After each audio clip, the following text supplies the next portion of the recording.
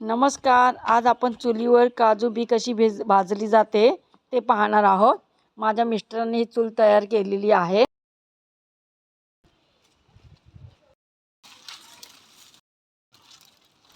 हे बघा, आता चूल पेटली गेली आहे.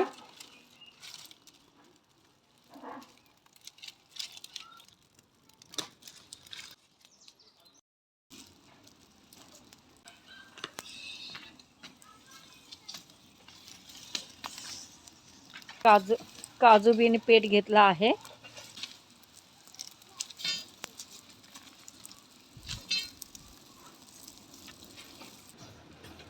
काजूची बी फुटण्याचा आवाज येत आहे.